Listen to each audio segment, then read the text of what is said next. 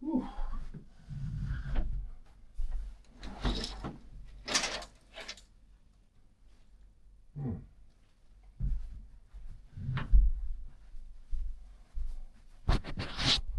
As you can see, there's not much out this morning.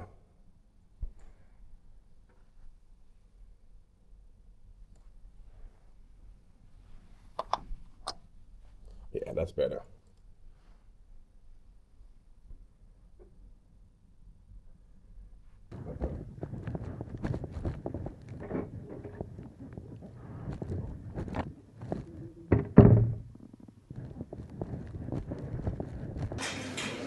So I'm here having my breakfast. I'm having toast, boiled eggs, baked beans, hash brown, orange juice, the whole works. Let me show you guys.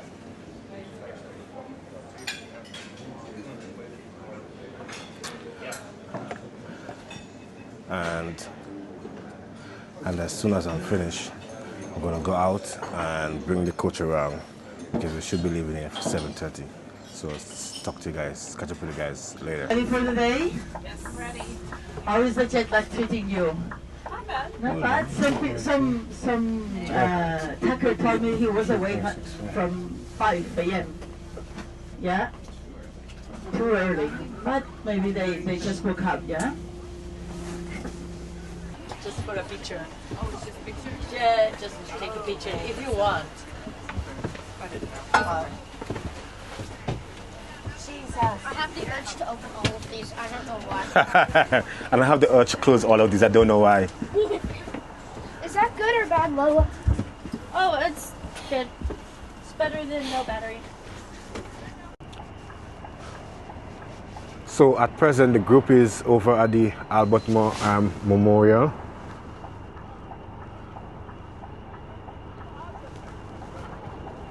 Queen Victoria husband. Yeah, they're just over there getting a bit of knowledge and taking some photos.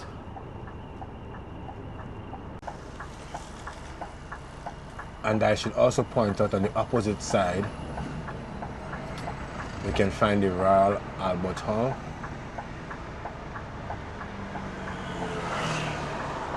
And at the front of this, on the other road, or the main road, you'll find the Victorian Albert Museum. So I should also let you guys know that there is a blue badge guide on bus with us this morning, and he will be driving around with us and giving us some more information on different historical sites, different statues, different monuments in and around London. So I'm hoping that I can capture some very good quality audio, and yeah, I can post it for some of you guys, so some of the viewers, you can know some more history on London. In 1980, when I was a kid, we had people take hold of that and hold people hostage in the building, and the Special Air Service came down on ropes and smashed the windows and went in and shot people and took the building back. And they showed it live on TV. This was when I was a teenager. Therefore, like, can you imagine? It was like watching an action war movie. I think they made a movie about it in 2002. Yeah. Anyway, as we drive along here, on the left-hand side, these are military barracks, right here in the heart of London. And there are these people who ride on horses and accompany the king whenever he's in the carriage. And they wear shiny breastplates and shiny helmets. You might have seen them on YouTube, because people, when they're on guard, people stand next to them and they stamp their feet and say, "Stand clear of the Queen's Guard." Have you seen that on YouTube? Yes. People annoying the guards? Yes. Yeah? Well, this is where they stay. And if we're lucky later on, we might see these chaps on horsebacks. This is the regiment over here called the Blues and Royals, to which Prince Harry belonged. He was in the British Army for 10 years, and he served in Afghanistan. Did you know that? Yeah. One of the very few members of the royal family ever to serve in modern times in active service. Harrods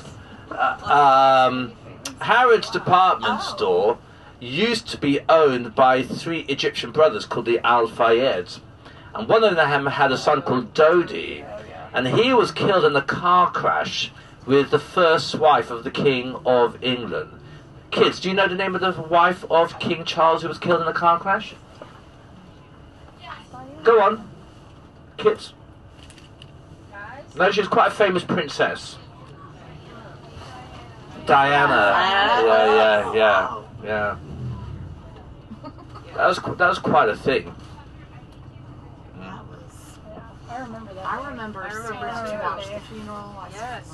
Stayed up to watch the wedding.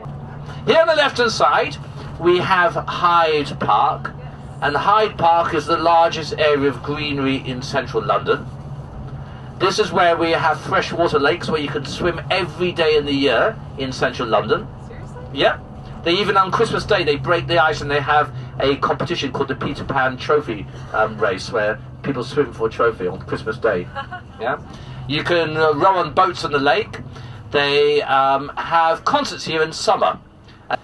Here on the right hand side, this is a 5-star hotel. A suite here is going to set you back around £7,000 a night. Yeah. This is where you were going to stay before you got upgraded.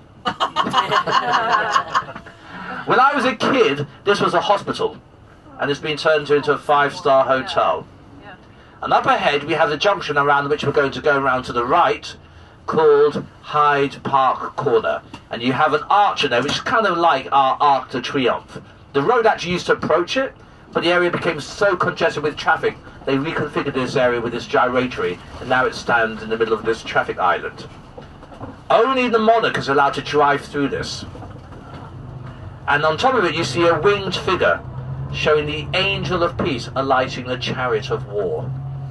Well, the bear round to the right, it's called Wellington Arch because a man used to live here on the left-hand side called the Duke of Wellington. And in fact, as we go to the right, you see his statue. Can you see his name at the side? Mm-hmm. Yeah? And he's the man who beat Napoleon Bonaparte at the Battle of Waterloo. Mm-hmm. Yeah? And there used to be a massive statue of him on top of it, but it was taken down, and this was put up. As we go round to the right, look at what is the cutest tush in London. Not bad, not bad. That's the Machine Gun Corps Regiment Memorial. He represents David who has slain Goliath. And these black beams that stick out of the earth, they commemorate people from New Zealand who died in the First and Second World War. As we get over to the left, look to the left-hand side of these gateposts and look at the names of the countries on them, like the Caribbean and Nepal and India. It's called the Empire Gateway, and it celebrates those who died from those countries in the First and Second World War. And then on the right-hand side, you have a memorial to those who died from Australia in the First and Second World War. And we'll go around to the left-hand side. How many world wars were there, kids? 2. And why were they world wars? Why were most of the countries involved? Alliances? Colonies. Yes, Britain was the centre of a worldwide empire. And when we joined the war, by virtue, those territories became part of the war also. That's why it was a world war. What percentage of the world do you think was ruled by Great Britain? Give me a percentage. 23, very close, 25%. That was a good guess.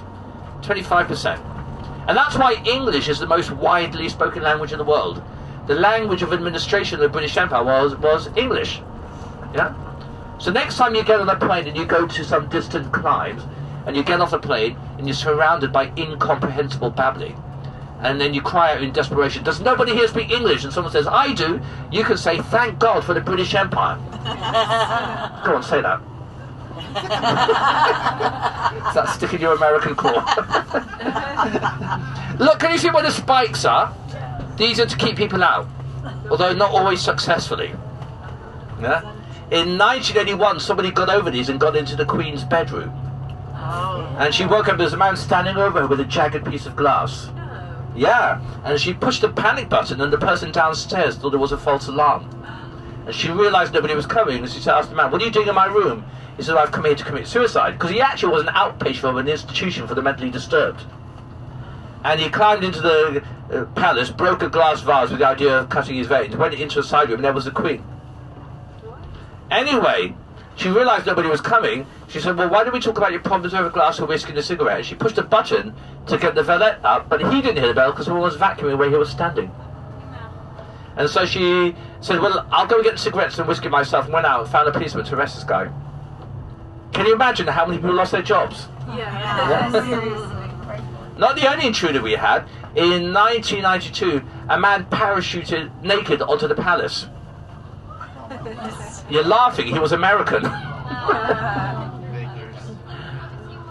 Apparently he landed on the flagpole.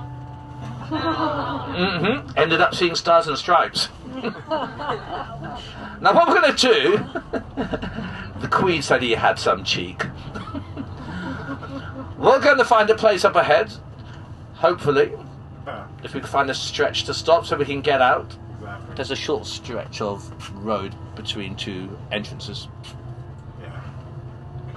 They're not supposed to be stuck here, so just drop off but not stay. Just here, yeah. That's right. If you get moves off, Yeah, I'll go around. just come back here in 15 minutes time. Yeah, I'll go around and come back. So what we're going to do is we're going to get off and we're going to go and have a look at Buckingham Palace. And we're going to have a look at that balcony where the royal family stand and wave. Show me the royal wave. Show me the royal wave. You've been watching too many movies. So we're going to get off the bus at the end. This road is closed at the end. And we're going to see a really fancy church in the distance. And it's a church in which our kings and queens are crowned.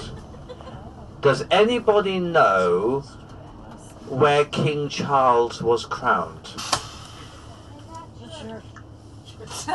Kids, where was King Charles crowned? No? He was crowned on his head.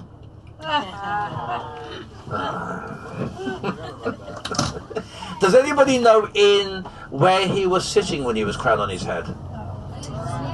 On his butt, yes. Come on, let's be serious now. In what church was he sitting when he was crowned on his head, when he was sitting on his butt? Westminster Abbey, well done. And what we're going to do is we're going to take a restroom break at the coffee shop stop, and then we'll go and have a look at Westminster Abbey, and then we'll go and have a look at a very famous clock. As we turn around, we're going to see the church in the distance. It's a fancy church, isn't it? How long do you think it took to build that church? 700 years. 700 years, you're close. 500 years. Yeah, that's a good guess. 500 years. To build a church? Yeah. Wow. Never knew.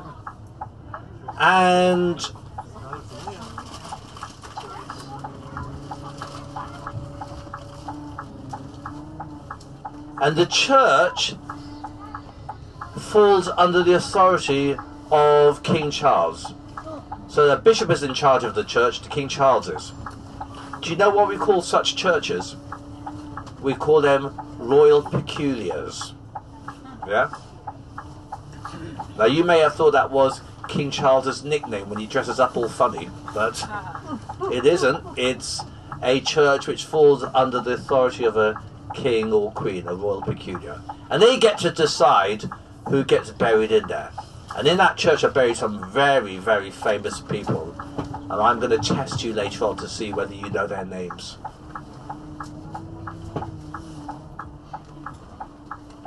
Now you see these chappies walking past us on the left hand side, of tanned appearance.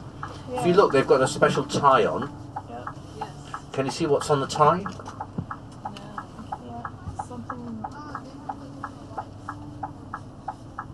It's like an anchor, but I can't tell. I need my glasses.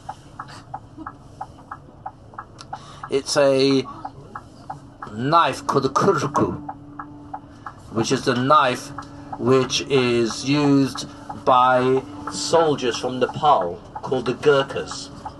And these people here, they belong to a Nepalese regiment called the Gurkhas, which uniquely, amongst all countries around the world, is part of the British Army. Yeah? I don't know if you know, but this country used to rule India, right? Give me 1 minute, eh? and the neighbouring kingdom of Nepal, the king gave soldiers from Nepal to serve in the British Army.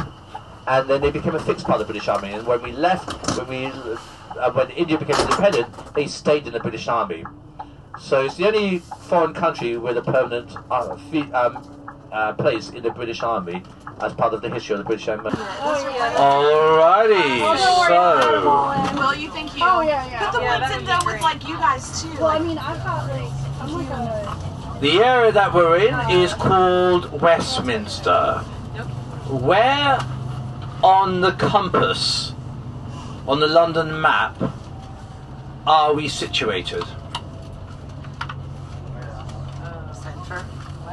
West, that's right. That's why it's called Westminster. That would make sense. You clever people. Can't sneak me. And Minster is an old English word for monastery. Yeah, so West Monastery, Westminster. So we're in the west. Which direction do you think we're going to go now? East.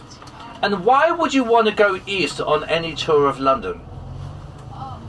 East End. What's over in the east? Eastminster. Eastminster? Well, actually, you're not funny. We are actually going to the site of a monastery in the east. Abbey Road. But Westminster defined itself in relation to that monastery. So it didn't need to call itself Eastminster because it was already there. Yeah? The Westminster went on to establish itself by name by virtue of moving away from where the original monastery was. So we're going to go to the site of a monastery in the east. But predominantly the reason why you go over to the east on the tour of London is because it's where the old stuff is. London began in the east. Alright kids, can anybody tell me how old you think London is? Kids. 20,000 years old, you say? 200 years old? 3 billion years old? 3 million years old? 900 years. The answer is 2,000 years old. Alright, here's another question, kids. Which people do you think were around 2,000 years ago to establish London? The Romans. Dinosaurs? They're not people. The Romans. Keep back here. Romans. The Romans, well done. Yeah, Good job, Romans. Eddie. Okay, kids, can anybody tell me the name of the first Roman to come to this country? And I'll give you a clue. He said of his time here, I came, I saw, I conquered. Kids, who said those words? Someone said it. Caesar. Julius Caesar, that's right. Now, he didn't come to London, he just stayed around the south coast of England, stayed for 2 weeks, went away and said, I came, I saw, I conquered. Alright, for 100 points, kids, can you give me the 3 Latin words that mean I came, I saw, I conquered? I'll give it to the adults. Veni, vidi, vici. Well done. I came, I saw, I conquered. Anyway, 100 years later, the Romans came to stay. And they established over here a city called Londinium. Can anybody tell me, kids, what do we call Londinium today? London. And they called it Londinium because they took 2 words of the Celtic people they defeated. One was river, Lindus. One was settlement, Dun. Lindus, Dun, river settlement became Londinium, became London. So London means river settlement. Over here, 800 years ago,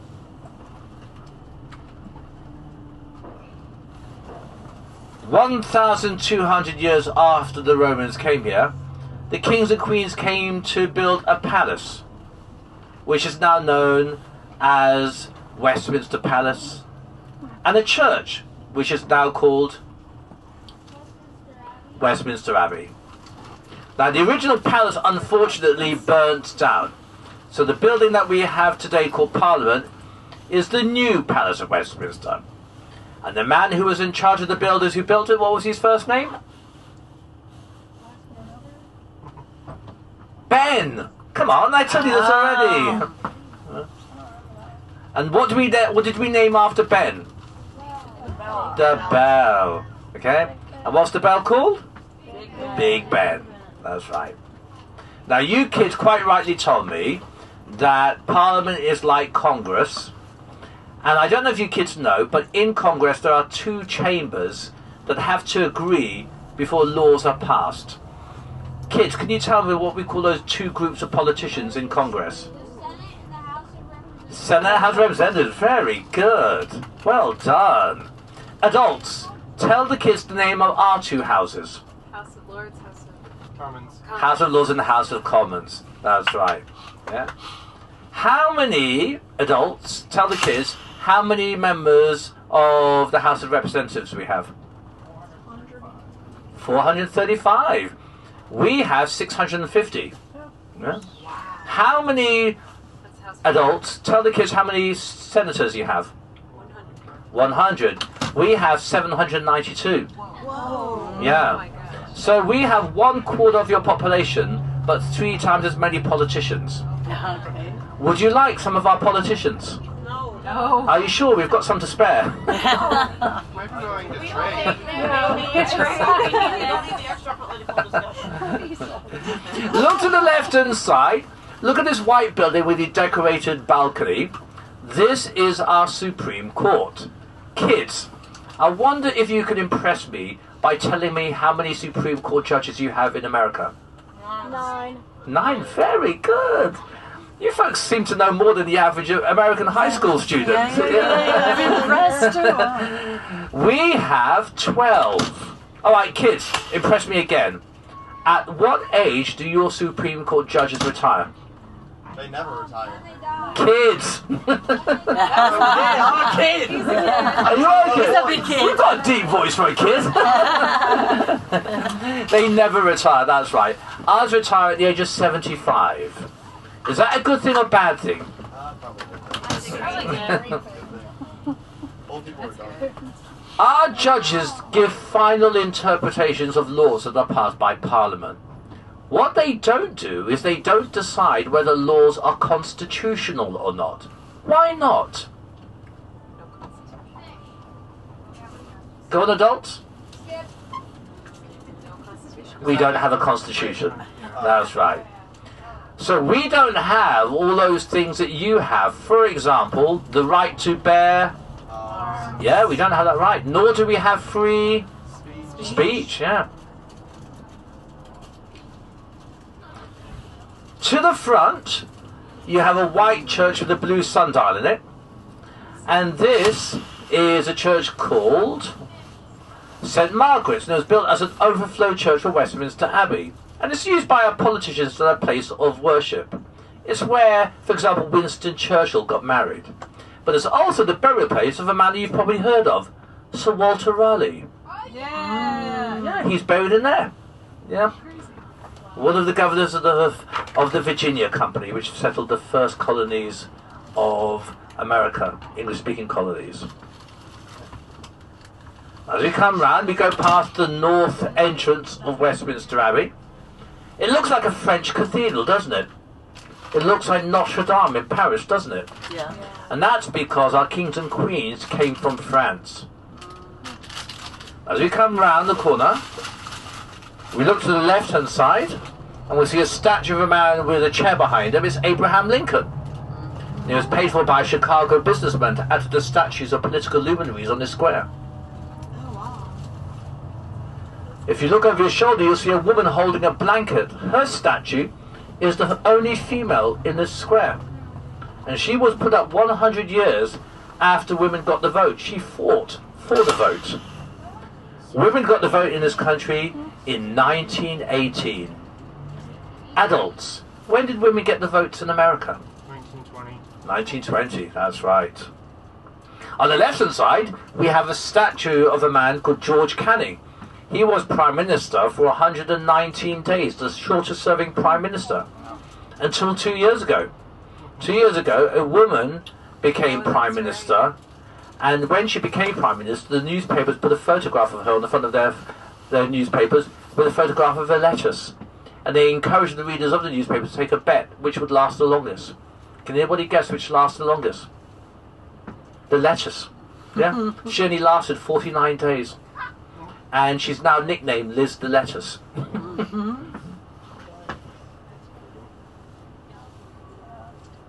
The most impressive statue of a politician on the square is of Winston Churchill. Can anybody tell me during which war he was Prime Minister? World War II. World War II. And kids, can you tell me who were we fighting in World War II? Germany. And who was leading Germany, kids? Hitler. Adolf Hitler. And kids, can you tell me what Adolf Hitler did to London in World War II? Kids. He sent a whole bunch of bombs. He bombed London, that's right. And that's why underneath the White Building here, there are 3 stories of bomb-proof headquarters where they ran the bombing, the World War campaign. Underneath this building are bomb-proof headquarters.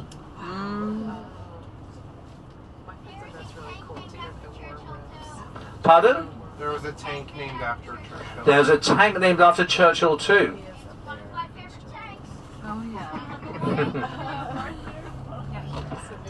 So if you look to the right hand side, here's a question, kids. Does anybody know from which country Winston Churchill's mom came? No, that fish is not a country. Germany. Germany? No. Polish? No. Irish? No. America. America! Winston Churchill was half American. He was voted the greatest Briton to have lived. But here's the question. Which was the greatest half, the American half or the British half?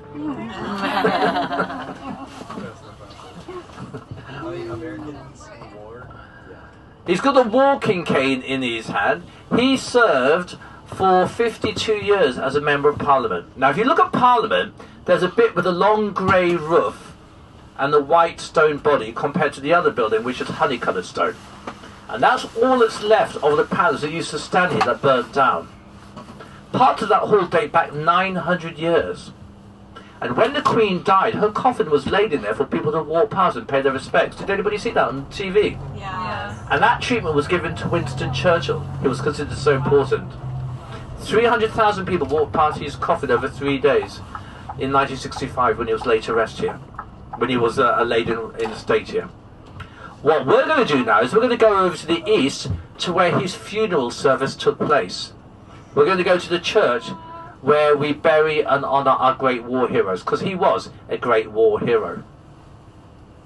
Parliament is where our 2 chambers make laws. Kids, can you remember the name of our 2 chambers? Luther. House of Commons and House of Commons and House of Lords. Well done. Yeah. Yeah. I said this is called the Palace of Westminster. What type of chair does a king sit in the palace? And there's a throne in this building where King Charles sits when he announces what laws are going to be made in his name. Stop saying fish, Arthur. Now look to the right hand side. Look at the most popular tourist attraction in London. Does anybody know what that's called? London. The London Eye. Are you going to ride this? Yes. You are. Wait till you see the size of the hamster that makes it go round. Look to the left hand side. Look at the headquarters of our London police force, New Scotland Yard. And if you look behind, can you see there's a little white stone cabinet with a bust of a man in it? Yep. He's the man who founded the police force. His name is Robert Peel. What's his first name? Robert. Now you know why we call our policemen bobbies. Really? Yeah. Look to the right. There are as many capsules on the London Eye as there are boroughs of London. How many boroughs of London are there? 32. They count them. Oh, come on, seriously?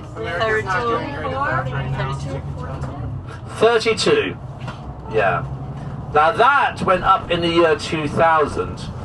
In that very same year, we gave the Albert Memorial a makeover. Yeah? And that's called the Millennium Wheel.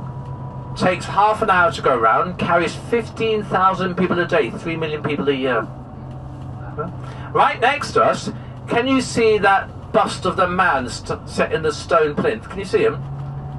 Yes. He's the man, the engineer who had this road laid down to envelop the first sewer systems of London. Underneath us is a great big long pipe that stretches 2 miles, which carries the sewage of London. And it had to be built because London was where all the sewage used to go.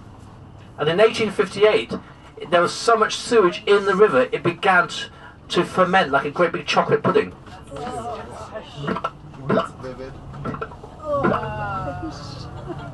And it's lunchtime soon. Look to the left-hand side, look at this park, and look at the back of the park, and you'll see a white stone gate. Can you see, right at the back with a clamshell on top? That's where the river used to end.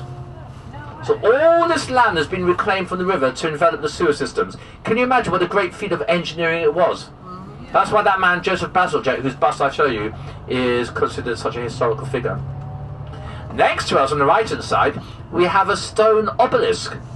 It's the oldest outdoor monument in London. It's over 3,000 years old. And can you see the bomb damage from shrapnel underneath the sphinxes? Can you see? Yeah? That's where shrapnel damaged the monument in World War...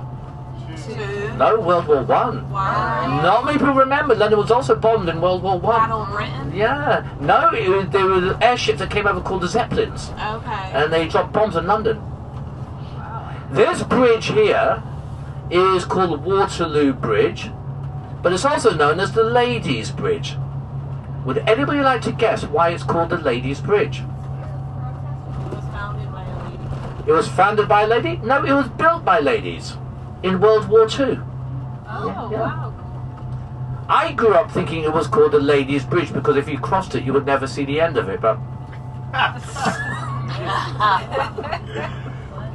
Oh, word.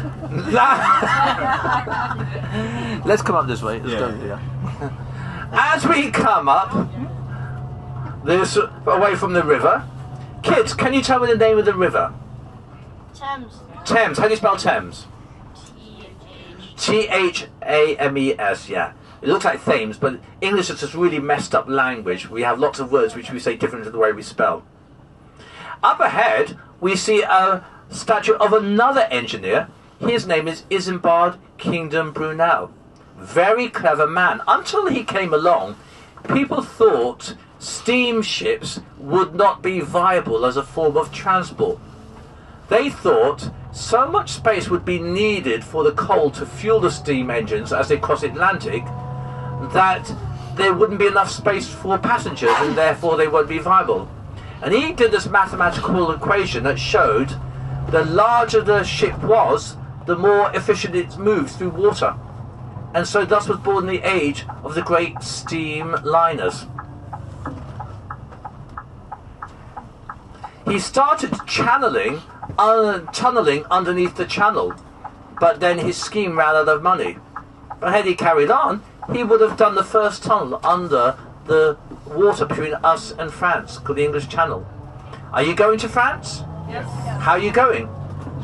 By the channel, yeah, through a tunnel.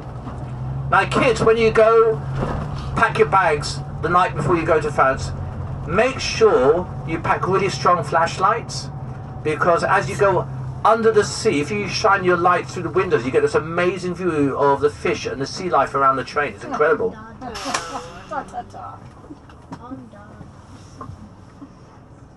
Now we're going to turn right.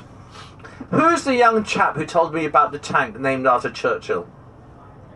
Arthur. Arthur, do you know the name of the highly manoeuvrable fighter plane that was so devastating against the German bombers in World War II?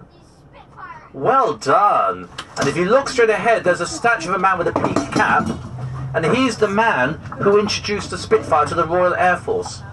And this is where the Royal Air Force officially worship in London. And if you look in front, you see people from the Royal Air Force. They're here for a funeral service. So when people die from the Royal Air Force, this tradition is where they have their funeral services. And can you see them wearing their blue uniforms? Yes. Yeah. Sorry. Oh no. Who died? Who died? Someone from the Royal Air Force. I can go and find out for Was Prince Harry in the Air Force? Was Prince Harry in the Air Force? He was in the Air Corps, which is the airborne part of the army. Yeah. This church is called St. Clement's Danes. And we have a song which features this. It goes, oranges and lemons, sing the bells of St. Clement's. Has anyone ever heard that song? No? Yes. It's a children's nursery rhyme. And next to it, we have a statue of a man who used to worship in the church. His name is Dr. Samuel Johnson. And he wrote the first great English dictionary. He's like your Noah Webster. As we drive along here, we go past the Royal Courts of Justice. These are the highest civil courts in the land. This is where Prince Harry was suing newspapers for breach of his privacy. This is where Amber Heard won her case against Johnny Depp. Yeah, she won over here. This is where Michael Jackson sued Sony Records. Yeah. Look to the right. Look at the oldest shop in London, dated back to 1706. Twining's Tea Shop. Yeah? And that's where the tea company began.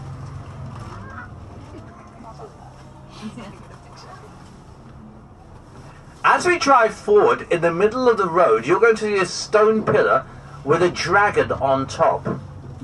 And it marks the entrance to the City of London. How old did I say the City of London is? 2,000 years old. And as we pass this point, we enter into the ancient city. Its perimeter is marked by dragons. So how many boroughs did I say make up London? 32. And on top of them, we have the ancient city, which we're now driving through. The 1 square mile. As you go through this neighbourhood, this street is known as the Street of Ink. It's where great writers used to work, because the newspapers were produced here.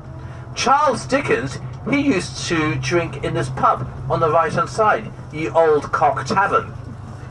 Now there's a name that wouldn't fly in America. No, I was just there laughing about that. No. And as we go down this street, we'll see another pub where famous journalists and writers used to drink, called the Old Cheshire Cheese. If ever you do a literary tour of this part of London, these are the 2 pubs that you're going to visit. And I don't know if you can see, but you have these passageways, and they take you to the house behind here where lived Dr. Samuel Johnson, that man who wrote the first great English dictionary. Yeah? And he came up with wonderful quotes which we still use in London. He said, "It's better to live rich than die rich." Isn't that wonderful?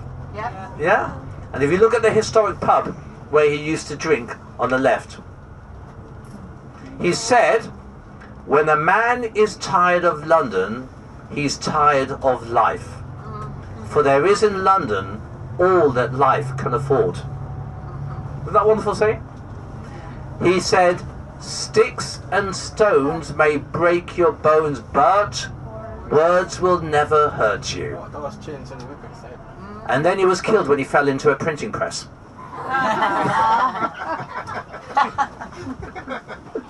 That's a joke, not. But he defined words that had never been defined. Can you imagine just sitting down and writing a dictionary? Now, as we go forward, you're going to look up at the right-hand side, you're going to see a passageway, and you're going to see a church which is said to have inspired the first traditional wedding cake. And it is where journalists traditionally have their funeral services or weddings or memorial services. Now, people on this side, you won't be able to see it, but if you look at the reflection in the black windows of this building, which was where a newspaper used to be produced, you'll see the church. So there's the passageway over there, and you folks are going to look at it and tell me if you believe that this inspired the first traditional wedding cake. Put it up there, can you see? Can you see it up there? Yeah. The church is called St. Bride's, Fleet Street. Underneath it, right underneath it, there are remains of a church that was established here at the time of the Romans. It is because this is 2,000 years of history. Wow. Now, the Christian churches originally were built where pagans used to worship. When Christians came to this country, they took the pagan temples and turned them into churches. Yeah? Well, up on the top of this hill, there was a temple dedicated to the goddess of hunting, Diana. And now, there's a place of Christian worship on the site. Pagans, they saw their church taken by Christian their temple taken by Christian missionaries. And there's been a church on the site we're going to since the year 604 AD. The church today is called St. Paul's. The Old Bailey, in the minds of British people, is the name of the highest criminal court in the land. So I just show you the civil court where people sue each other. This court here is where the state prosecutes you if you've broken a crime. Where is it? As we drive forward, you'll probably see people standing outside because you're allowed to come and watch the trials take place. Justice is allowed to be seen. And they put in a notice board all the trials that you can watch. So you can pick and choose. Today, what shall I watch? I should watch a serial killer or a terrorist being put on trial. Look, they're all looking at the notice boards. Can you see? You can choose.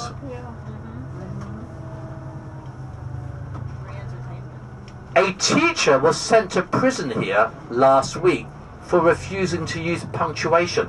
Oh, what? Yeah, she got a very long sentence. Morning, guys. Morning again.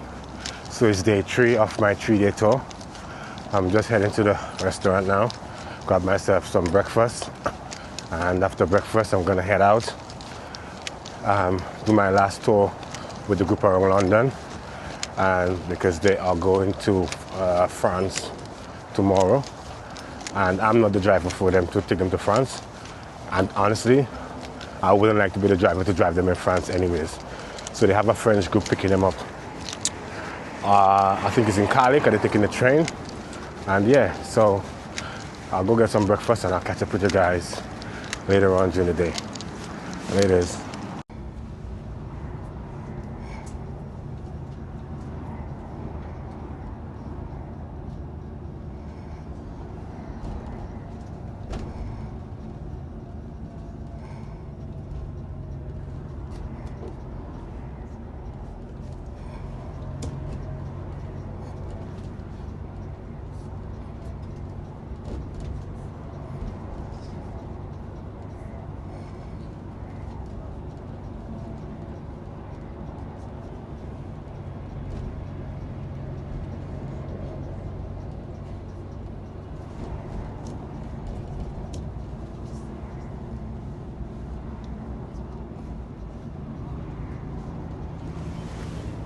In a passionate way or in a rational way?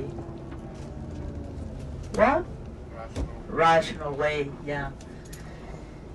Yeah, Baroque. After Renaissance came Baroque and Rococo, and they were very passionate.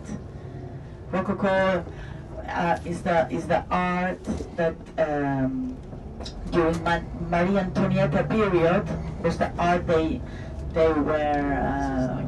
It was the time for Marie Antonietta, and it's full of decoration and dramatic builds, dramatic paintings with a lot of movement. And Renaissance was very rational, symmetric. All the paintings, all the architecture too. Take a picture here from this Elizabeth Tower, not Big Ben Tower. Elizabeth Tower. And this Houses of Parliament, the Lords and the Commons.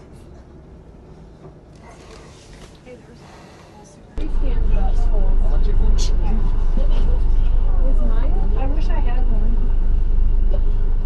Hey Martin, you don't have a regular phone charger? Yeah, for iPhone. Yeah. Yeah. Oh, can I borrow it? Yeah. Alright guys, thank you very much for looking at the video. That is the final day, day 3. And not much happened. I dropped them off at Tower Hill. They had the day to themselves where they walked about, and now I'm picking them up in that final clip you're looking at. So I want to say thank you to all the guys who viewed, Also, let me rate the hotel. Now, in general, the hotel gets a 8.5. The room gets a 8.5. Right, because it's very clean, very nice.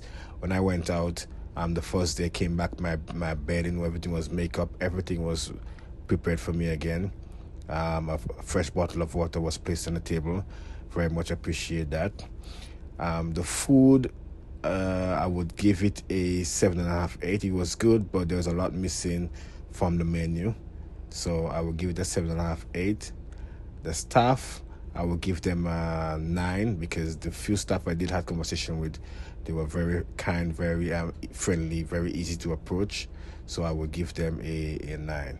So all in, I would definitely recommend the hotel. It is called Delta Hotel by Marat. It is in Slough, and yeah, very much highly recommended from me. So again, please guys, if you're not subscribers yet, you can do that now, and I would appreciate it. And I will catch you guys in the next one. I'm out.